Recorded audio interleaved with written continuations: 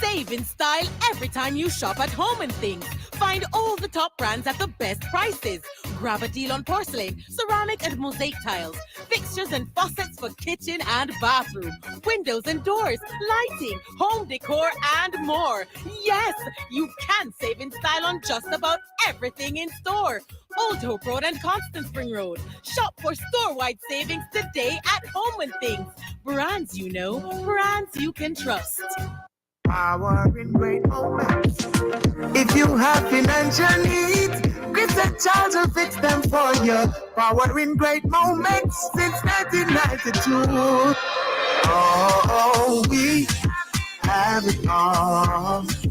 Power in great moments. Relax, you got Chris and Charles. Oh, we have it all. When you think loans, think Chris and Charles. Listeners to Love 101 FM are advised that the views and opinions expressed in this program are not necessarily those of Love 101 FM.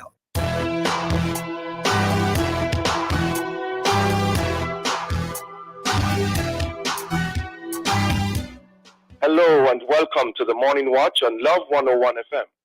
I'm your host, Dylan Toussaint. A special welcome to our listeners on love101.org, and if you're overseas and on the move, U.S. listeners can access us at 712-832-8001. And if you're in the UK, 0330-332-6541, or join us via the Love 101 FM app that can be downloaded from the Google Play Store or the Apple Store. You can also join us on Love 101 FM, Facebook, and YouTube Live. In the first watch today, drought in Jamaica. And in the second watch, contract employment, pros and cons. For our social media question, we ask, how is the water shortage or restriction affecting you in your parish? How is the water shortage or restriction affecting you in your parish? Please share your responses on our Love 101 FM Facebook page and YouTube channel, and also on WhatsApp 876-997-3125 using the hashtag The Morning Watch. We'll share your responses later on in the program, but before all of that, here's I quote. All right, good morning, good morning. Today's I quote is an inspiration quote, and it says, go confidently in the direction of your dreams. Live the life you imagined. Again, go confidently in the direction of your dreams. Live the life you imagined. This quote is by Henry David Thoreau. Good morning, Jokal. Good morning, how are you? Yes, I'm well. Very profound quote there. Definitely. You know, the first watch is about drought conditions. Mm-hmm. I just wondering, Jokal, have you ever had to literally use a cup of water to carry you through the day? Never. Thanks be to God, I've never had to do that. I've had to use like a bucket, but not a cup. You have used bucket before? Definitely. Okay, how was that for you? Because, you know... I mean, even if water is there or not, I always use a bucket. There's something about bathing from a bucket that is just great. It's surreal, eh? Exactly. I've had to use a cup already to carry me through the day. Wow. You know, and that's when you depend upon the grace and mercy of God. Of the Lord. Exactly. We're going to talk about what drought conditions in the first watch. We'll be back after this break.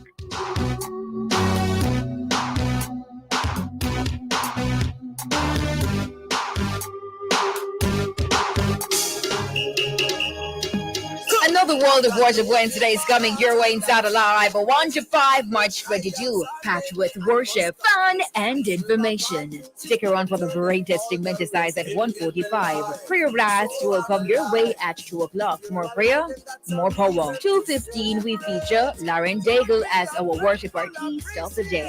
Then at 3 p.m. inside the Drama House, we bring you Making Lemonade Season 3 premiere, titled Morning and Memories. All this and more will come your way inside Alive, 1 p.m. to 5 p.m. This World of Worship Wednesday, March 22, with yours truly, Sarah and the Chirpy One, on the family station, Love 101.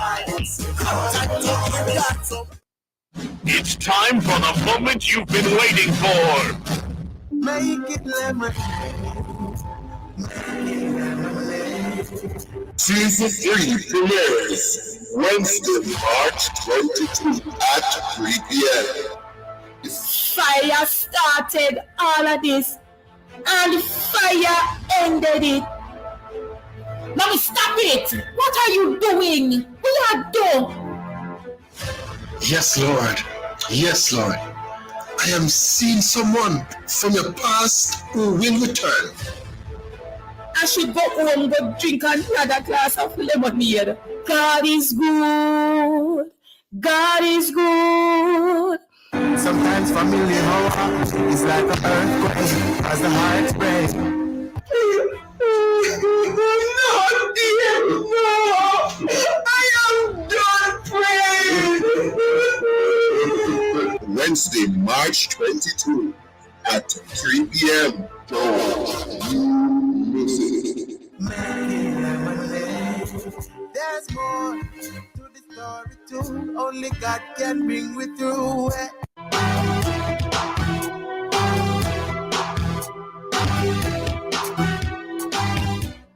Welcome back to the Morning Watch. Thanks for staying with us. I'm your host, Dylan Toussaint. Now, today is World Water Day. And for a while, all across Jamaica, the so-called land of wood and water, we have been feeling the effects of a drought. In some areas, there have been restrictions in the use of water based on the drought. We're now heading into the rainy season, but are we ready? Outside of the NWC, how will we ensure that our homes, farms, businesses, etc. can keep our taps running with potable water?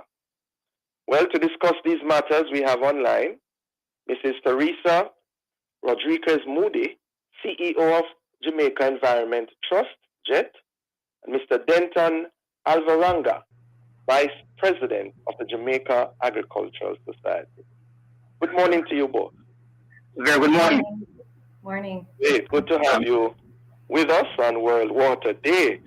Mrs. Rodriguez-Moodie, it really seems as though this period of drought occurs annually in Jamaica. Could you tell us why this is so and how widespread is the condition across the region? Okay, so good morning and good morning to your listeners. Drought is a part of Jamaica's rainfall or climate and has been for many years. So we have a bimodal rainy season. So that means that we have two peaks.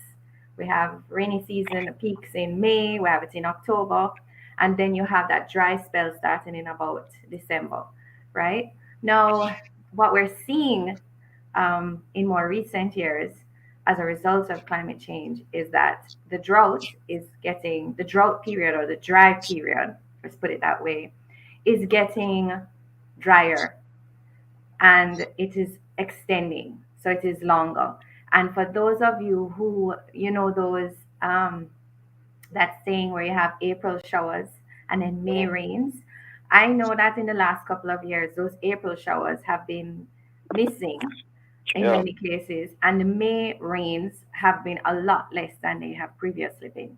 And so that's what you're seeing is that an overall dry period and an overall longer dry period. And this is what happens when we have this is what drops so the building fall, and you can have different you have worse, right? Which means normal. Yeah, I'm sorry. And if there are some drought maps that have, Yes, you're coming in and out. I don't know if it's the stability of your I'm not the technology sure, there. Yeah, it's all across Jamaica. Are you hearing me? Yes, hearing you. Yes, go ahead. Okay, I was just saying that the drought periods that we're currently experiencing is all across Jamaica, but it is worse in some sections, especially in the south sections of the island, the southeastern sections of the island. Yes. Just my curiosity. So it's not unique to Jamaica at It's this not. time in terms of the region. Yeah, it's not. Every country has their own season for wet and dry seasons. But what we're seeing with the impacts of climate change, or with the effects of climate change, is that this is becoming, or drought is becoming, more prevalent and becoming more problematic. Some countries can handle it better because, for example, Antigua is used to capturing rainwater and it's a part of their policy for all types of houses and so forth. And so they're used to capturing this kind of water. For Jamaica, not all parts of Jamaica and not many Jamaicans capture rainwater for use during these dry periods. So it is all across the Caribbean. Some parts of the Caribbean experience it worse than others. Right. Okay. And of course, you mentioned a lot about climate change, Mr. Alvaranga. Yes, How has this drought, especially this year, affected the agricultural society and I guess the average consumer in Jamaica, as far as you know? Yes, okay. Let me just give you a little background to what we are talking about here and how many persons really say are impacted as such. Now, we know that Jamaica has over some 245,000 farmers, right? And, this is approximately 20% of the workforce. Mm-hmm. And in terms of contribution, farmers contribute about 8 to 9% of GDP in respect of primary products, and about 19 to 20% when you look at the value added. Mm-hmm. And right now we are importing approximately just over $1 billion worth of food, US dollar. We, in respect of our production out there, as a country, we are quite self-sufficient in our vegetables, our fruits, our condiments, our roots and tubers, our plantains and our bananas. But we are not doing very well in terms of legumes and cereals. With our livestock, we are quite self-sufficient in things like fresh eggs, pork and poultry meat. We're deficient quite a bit in goat meat and in beef. Now, I must say to you that the drought has severely impacted our farmers. And let me say here that about 80% of our farmers depend on rainfall to do their farming activities. 80%, right? So you can see the number of farmers that have been impacted. 80%. Now, as you heard earlier, we have two rainy seasons, the spring and the fall. When you look at the fall planting season would have been from September, October, November, December, coming on to January. Now, crops that were planted in that time, coming on say November, December, January, February, crops that were planted have been severely impacted. When you look at Irish potato, right, where we were somewhere about 80% self-sufficient as a nation. Mm-hmm. Irish potato is a cool season crop that is planted that time. Now, I'm sure that the effect of the drought out there on that crop is very severe. Mm-hmm. And some farmers who prepared land, they could not have planted, they're still not planted. And there are other crops there that should have been established during the season, but because of a lack of rainfall, they cannot be planted. So really, the impact is very, very severe on us. It impacts us, most of the Jamaican farmers, and certainly if you go to the marketplace now. Well, dear Mr. Alvaranga, we're up on a break, all right? So hold that very important thought. We'll be right back. Good.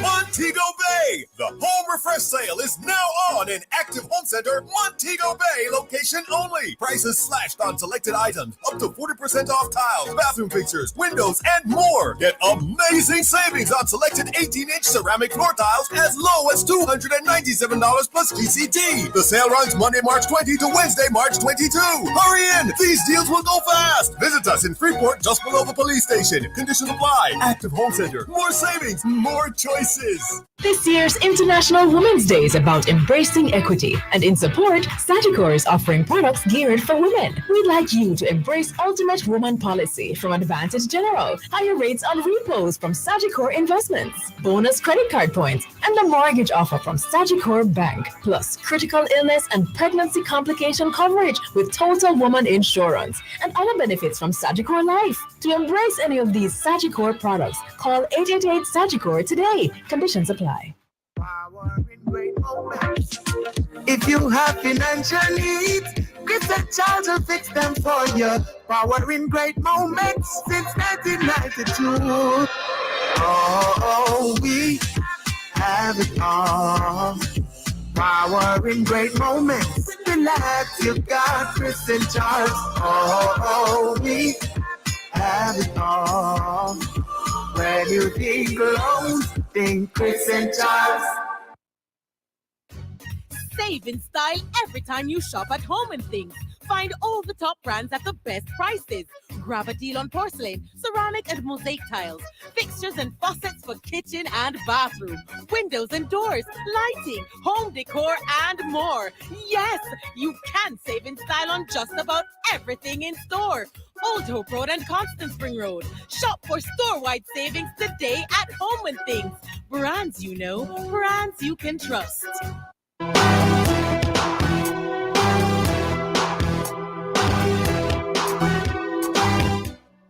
Welcome back to the Morning Watch. Thanks for staying with us. I'm your host, Toussaint, and of course, we continue to have an interesting discussion on the whole matter of drought in the context of Jamaica. And in so doing, we have online Mr. Denton Alvaranga, first Vice President of the Jamaica Agricultural Society, and Mrs. Theresa Moodie, CEO of Jamaica Environment Trust. Of course, before the break, Mr. Alvaranga was telling us about the effect, the impact of this drought on the agricultural sector and the society at large. Please continue, Mr. Alvaranga. Yes, sir. I was saying that if you go to the marketplace and look at the price of, say, mainly your vegetables, you see that the prices are a bit steep now, right? Yeah. And that is as a result, supply and demand. The supply is just not there to satisfy the demand. And this, as I said, mainly is due to 80% of our farmers have to depend on rainwater to do their farming. Well, the prices. Mrs. Moodie, what's being done in Jamaica, would you say, from the environmental perspective? What's being done and what more needs to be done in order to reduce the incidence of the drought across the nation? Can we do anything? Okay. So there are a couple of things that we can do, and we've been hearing about it that the government has been doing. For example, we have a lot of water that is wasting, and that's in relation to our infrastructure. So you have this thing called non-revenue water. So we have lots of leaky pipes, essentially, water that is not accounted for. And so what I know the NWC has been trying to do is to reduce the amount of water that is being wasted in that way. So they have multiple projects around the island that they're doing. In relation to the fact that these dry periods, these experiences of drought, they're only going to get worse every year. So the projections for climate change, and it's not just projections, we're in the middle of it, right? So what it means is that every year is going to get hotter. Every year we're going to have less and less rainfall. And as you just heard, our farmers, because they rely so heavily on rainfall, we now need to look at how we can adapt to this new normal that will happen. Now, there are things that we can do in terms of what causes climate change. And a new IPCC report came out yes, on Monday, and the results are very grim, but not all hope is lost.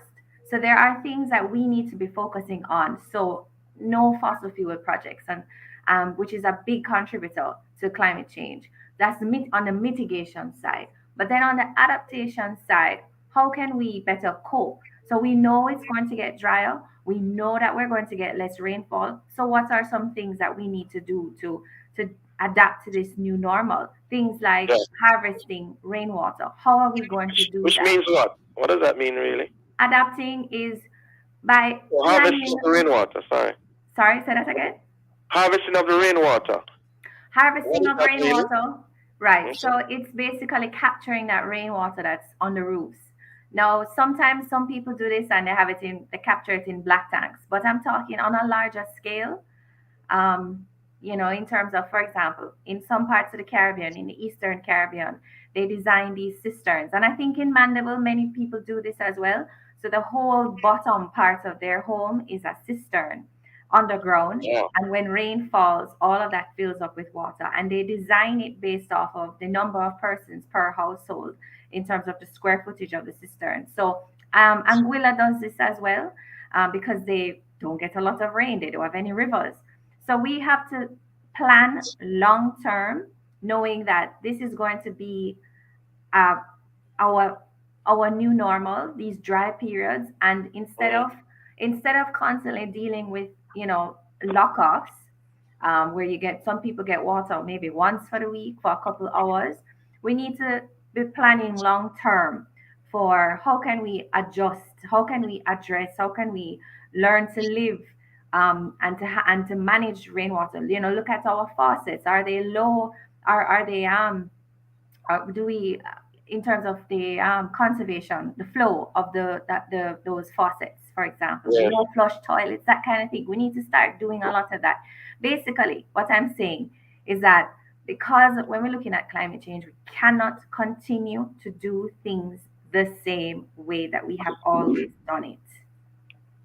Yes, when you talk about the buildings and all of that, Mrs. Rodriguez Moodie, isn't that a major project for many persons? I mean, that's a building project by itself. Yeah, well, it's going to be hard to look at the existing infrastructure. Of course, things can be done. You can have it, just like how you can put up a black tank to capture NWC water. You can put up rainwater harvesting systems, but you'd have to do it on a much larger scale, right? Now we're talking about maybe new developments that are being approved, new houses that are being approved as well. Remember, it's long-term planning, right? Yeah. So you have to start somewhere. Gotcha. Okay. Mr. Alvaranga, the JAS, what are the members of your organization doing to help minimize the negative effects of the drought so far? And even for those who are small farmers in their own, have their backyard garden and all that, any suggestions, recommendations you give? Yes, sir. I have a few points here. But I just want to say, though, that apart from climate change, there's another serious element here that we need to look at, and that is as it relates to the management of our watershed, right? No, because this severely impacts drought conditions, right? Yeah, what do I mean by that? Well, we at the JS, and the farming populace, we see where, as a result of unsuitable hillside practices, things like over cultivation of the steep slopes, slash and burn, proper land husbandry practices, things like those. We see as a result of deforestation, where our farmers and they cut down the land for use of yam stick, for lumber, right? And also for firewood, charcoal, things like those. We also see where illegal settlements on the hillside will impact our watershed. Illegal settlements on the hillside. Yes, things like forest fires. Illegal sand mining and quarrying. Things like those severely impact the watershed. Now, what have we been advising our farmers to do. We have things like this.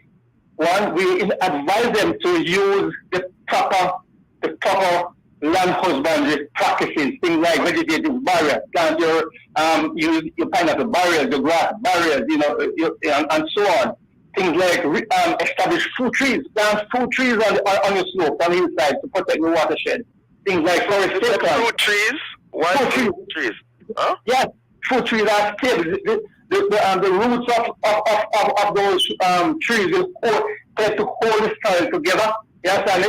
Okay. And sort of reduce erosion and so on. So fruit trees are very, are very stable. Fruit trees, plant forestry, because a lot of the insides are empty, they are bare, and erosion and everything gone. So so really, and that will help the soil, the water to penetrate, to percolate, right?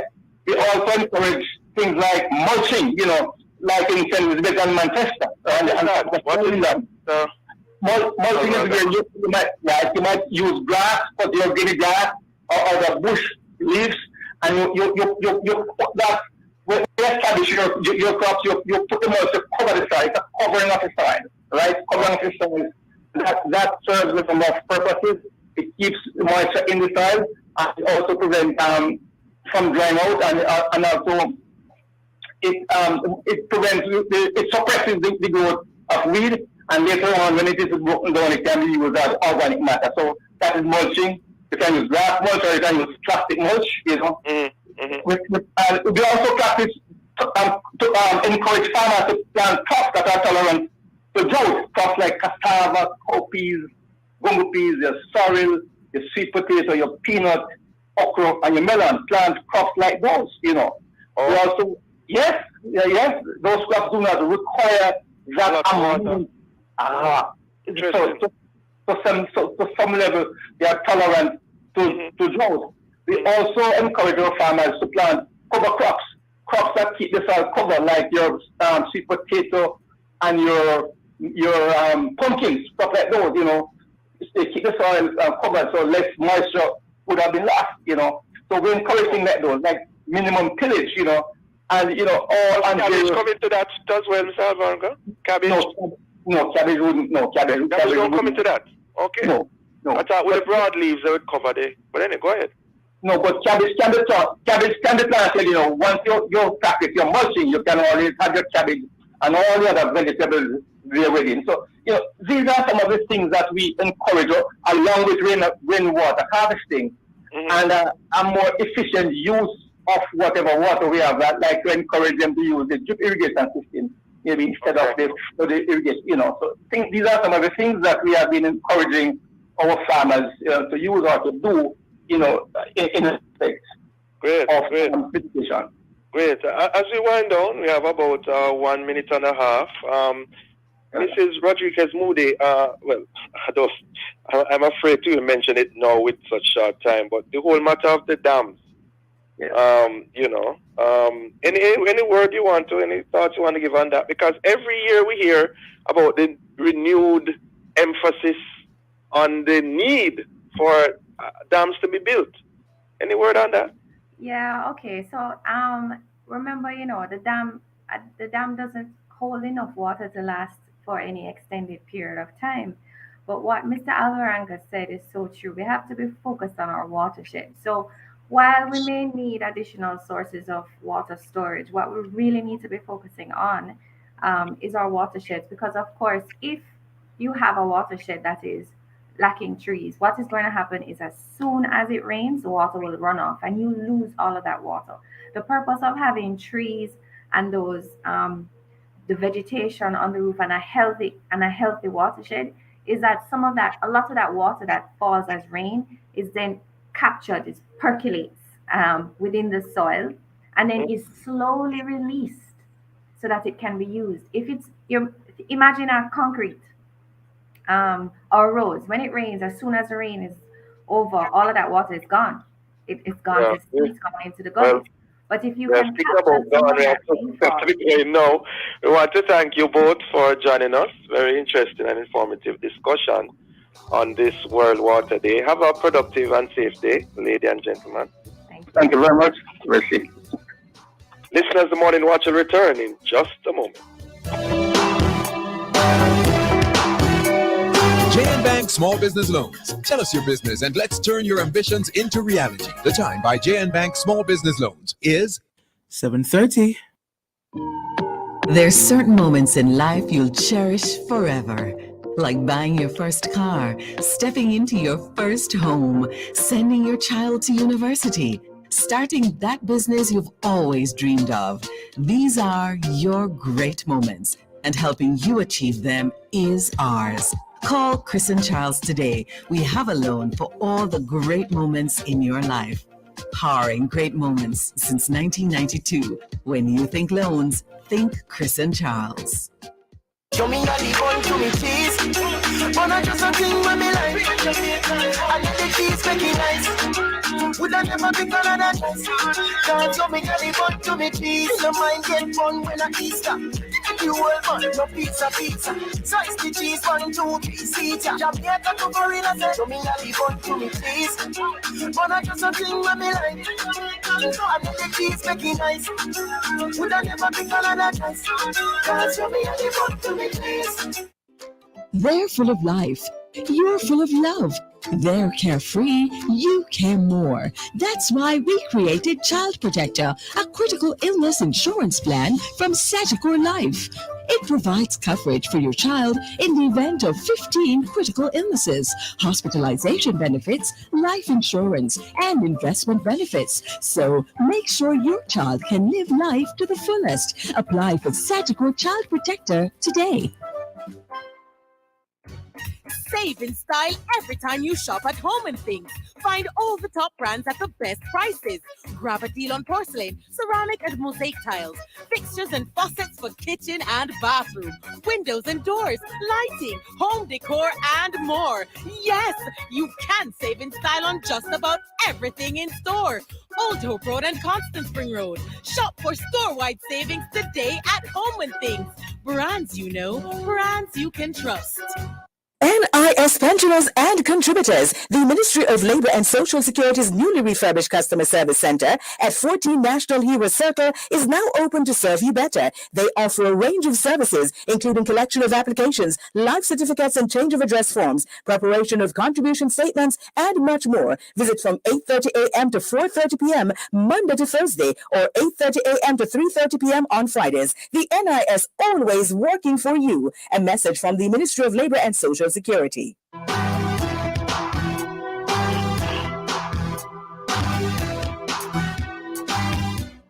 Welcome back to the Morning Watch. Thanks for staying with us. I'm your host, Dylan Toussaint. Let's now look at the newspapers to see what Jamaicans and others are saying and doing. In the Gleaner, African nations consider swapping debt for climate funding. Also, we see in the Gleaner, no dying today. Injured security guards recount mayhem as armed robbers pounced on Sunday, and they plan to return to the job. We wish for them all the best and a speedy recovery. In the Observer, almost there. Minister says 95% of public sector workers have now accepted new wage offer. And also in the Observer, plans to widen plastic ban underway. In Loop News, plans again in place to respond to a major earthquake. And also in Loop News, Advocates Network wants findings of framework probe disclosed. Those are some of the major stories in our newspapers. And of course, coming up next, we'll read some of the feedback from our social media question. How is the water shortage or restriction affecting you in your parish? We're asking you to leave a comment on our Facebook page and YouTube channel, Love 101 FM Jamaica, or WhatsApp 876-997-3125. Soon come back.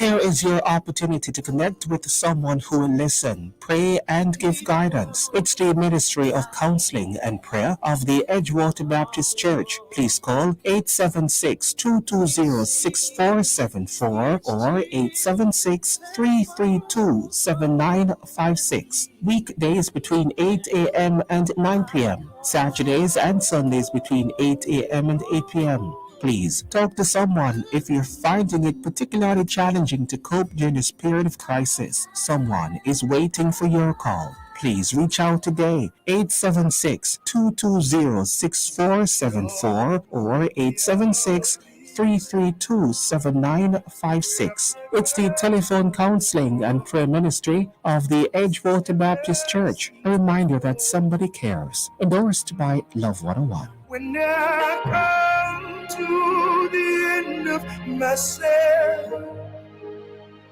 Father, carry me.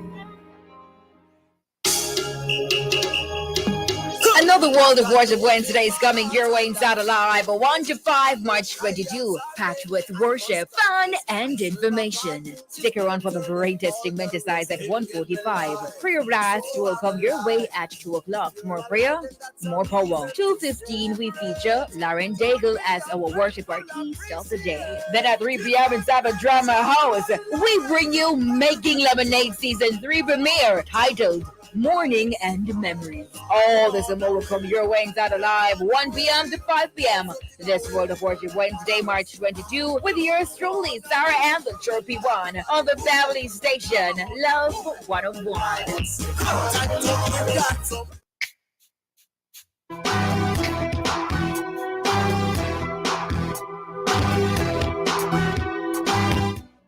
Welcome back to the Morning Watch. Thanks for staying with us. I'm your host, Dylan Toussaint. Let's now join Jukal for a look at how our Facebook and YouTube WhatsApp friends answered today's question. How is the water shortage or restriction affecting you in your parish? Any responses, Jukal? Yes, I do have some responses here from our WhatsApp line specifically. Carol Williams says, I have experienced droughts many times, periodic water lockups, but when I think of other persons who have not had water in their pipes for days, months, and even years, I give God thanks. Yeah. Carry-on Case says, I don't have pipe water in my parish. I harvest water from my roof. This is Northern Clarendon. Funny enough, there are so many springs and the wonderful world-renowned Bullhead spring water that's bottled that's only meters from where she is. When there's no rain, we have to depend on trucks who price gouge and sell you just any type of water, potable or not. And then this other person says, there's no name, but this person says NHT can increase the loan amount for construction loans to include a mandatory underground tank to catch rain. So those are the responses here on WhatsApp. Yeah, very interesting responses, eh? Definitely. Yes, and the suggestion there we're hearing about the NHT, in terms of the building underground there. Right. Yeah, interesting stuff. Want to thank those who took the time out to send in their responses. Okay, as we segue into the second watch, public sector entities which indulge in the practice of contract employment are breaching the country's laws and regulations. And at the same time, security guards should be regarded as employees and not independent contract workers by April 1. So what are the pros and cons of such developments? And why would or should persons look forward or not to being permanent employees as proposed in regards to contract workers? Well, to discuss these matters, we have joining us Mrs. Carla-Anne Harris-Roper, attorney at law, and we also have Dr. Jason McKay, CEO of McKay Security. Good morning to you both. Good morning. Hey, good morning, Dr. Toussaint. Hi, how you doing, both of you? I'm doing great. Great. Good to have you on with us again. All right, let me begin with you, Mrs. Harris-Roper. What really is contract employment? And what is your understanding of why the recent stance which was taken by the government in that regard? Well, let me start off by saying that I hold no brief for the government, eh? Okay. But so let's start from there. Yeah. As an employment law attorney, it irks me when I hear this thing about contract work, because the truth of the matter is every person who is working works under a contract of employment. That's the raw truth. The question is what type of contract. Now, over the years, people take the view, that if you're in what we call a contract of indefinite duration, so you get a job, there is no specified end date, you come, you do what is required of you, you get your pay, at the end of the year at appropriate intervals, you do your performance appraisal. So unless it is that you're not performing or you get into some act of misconduct, it is likely that you could actually stay on that job until you reach retirement age, or you, the employee, choose to leave by virtue of resignation, or if the job becomes redundant. That's that's what people expect is just, a job. But it's called a contract of indefinite duration. When you hear people now talking about contract work, what they're really generally talking about is a fixed term contract, a contract for a specified time frame, right? For a period of, say, January 1, 2021 to December 31, 2022. So a 2-year contract, for example. That is what we're really talking about in plain language in terms of contract work. And there's where the legal distinction lies. There is also another type of contractor, which is the independent contractor, which does not have the features of being an employee. Because when you're an employee, there are certain obligations that attach to the employer and certain duties as well, and vice versa for the employee. Okay? When you're in an independent contractor relationship, it's you are providing a service. It's like you're self-employed. Your plumber comes, you say there's something wrong with my sink. You believe he has the skill set, he comes, diagnoses it. At the time when he's available, he says it's going to cost you $10,000 to fix this. They do that. You pay him, he goes about his business to the next person who wants a plumber.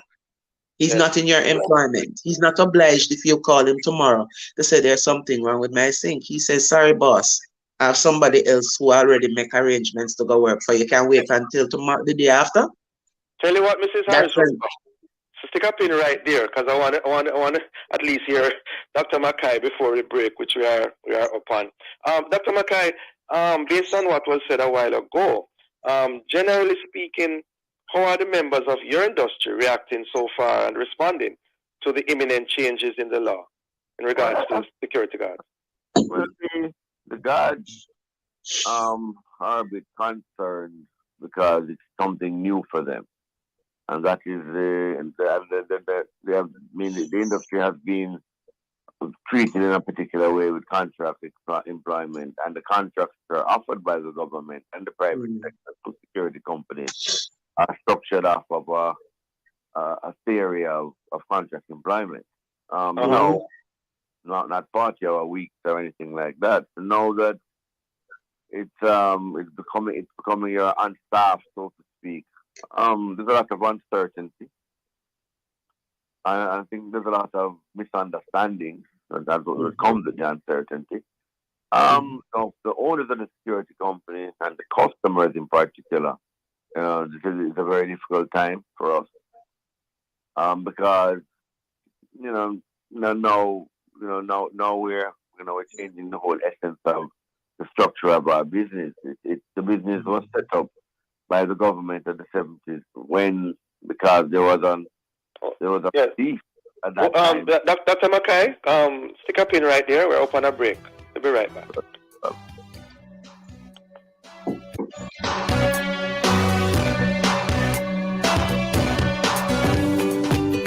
From generation to generation, Jamaicans have depended on J&B Bank to make the pride and joy of providing a safe place for their families possible. Now, with no processing fees and no down payment mortgage options, you can open the door to your own sweet home, a legacy to hand to your next generation. Visit jnbank.com to get pre-approved today. J&B Bank will help you find a way.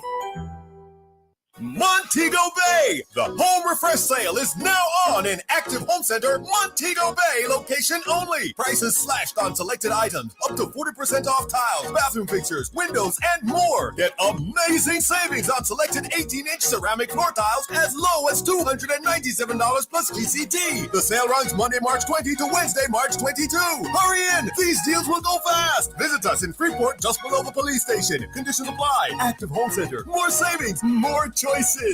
Power in great moments. If you have financial needs, Chris and Charles will fix them for you. Power in great moments since 1992. Oh, we have it all. Power in great moments. Relax, you got Chris and Charles. Oh, we have it all. When you think loans, think Chris and Charles. Save in style every time you shop at Home and Things. Find all the top brands at the best prices.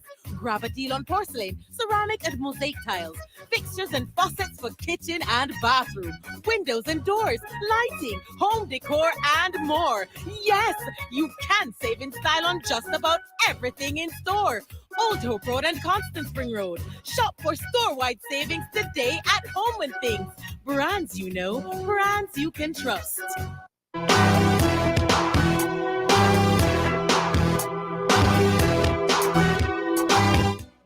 Welcome back to the Morning Watch. Thanks for staying with us. I'm your host, Dylan Toussaint. And in this, the second watch, we have been discussing contract employment. And in so doing, we have online Dr. Jason McKay, CEO of McKay Securities, and Mrs. Carla-Anne Harris-Roper, attorney at law. For the break, Mr. McKay, you're telling us about the responses, reactions to the changes, imminent changes by members of your industry. Right. Well, as I said, I think it has been embraced now. I mean, it has been fought for years because it was set up like this for a particular reason in the 70s, because we were sort of looked on like glorified employment agencies. Yeah. Right? And obviously, employment agency, this person couldn't be stopped. The reality is that no, there has been so much pushback, since the 70s, especially in the last 20 years, that it was something that would eventually had to happen. So people are apprehensive about it. The customers, in particular, are not happy at all. Right, it's going to be more from their pockets. Right, but you have to remember, that it's a difficult time in business after the COVID period and in history, and generally speaking, that they are. To be hit with these type of increases is very difficult for any business. This is now happening to all businesses, Okay. So, but as I said, I think persons have accepted it, and moving forward, they're going to attempt it. I think that it's going to impact the industry in the sense that if your security was as large as it was because it was affordable, so you'd find you would use persons doing things that are not really security jobs, so to speak, but like stock clerks and receptionists and like that. Right. They use security affordable. No. Right. Yeah, we'll look to see how the impact. Let me just go back to Mrs. Harris-Roper. From your individual perspectives, pros and cons, Mrs. Harris-Roper, of this new development. Well, I don't know if I agree with you, necessarily, maybe from an academic standpoint of this being a new development. I'm of the view that if there was any one of those workers who tested whether or not they were really a worker in the true sense of the legal term, if the matter had gone to court before, this would have had the same result. So it's not that there's anything new as far as I am concerned. The question, it comes back to what Dr. McKay said. It's really going to be a question of cost. It's going to be a question of how can this be afforded? Because the structure, as I understand it, of the security industry was that they were on very thin margins and they were able to provide the service they did at the cost they did because some of the regular overheads that you would have for any business was not, a part of their budget. So any other business would have had to put in some sort of budgeted figure for vacation leave to know that that person is not going to be there to offer their service for 10 days, but they will have to be paid. So you'd factor that into what you have in your kitty to run your business. The same for sick leave and matters of that nature. Know what they're having asked to do if they're going to run the business to ensure that the workers have the benefits provided for minimum standards at law, is that they're now going to have to review their budgetary constraints because they can't afford that cost. So they're going to have to pass it to the clients who are the ultimate users of the service. Right. So it's much more of a cost implication because I have no doubt that the genuine, good, proper running security companies had no difficulty in general treating their workers, their security officers, in the way that they would any other worker. It's just a question of how they had that business structured and the fact that they did not budget for that. So really now it's going to be a question at the end of the day as to whether or not the ultimate users of that service are going to be prepared to, for want of a better word, to pony up that additional cost, so that the security companies will, in terms of what they earn and how they are able to manage their budgets, to be able to have those funds to pay out these other benefits. It's not an additional figure in terms of what they will get every week. Really, what they're doing is now trying to fund these minimum standards of benefits. And we're not talking about, health insurance or those other nice to have add-ons that are in many other businesses. These are the basic minimum requirements by Jamaican law. Yeah. Dr. McKay, what about employment though? Would the employment figures in the industry be reduced as a result of this?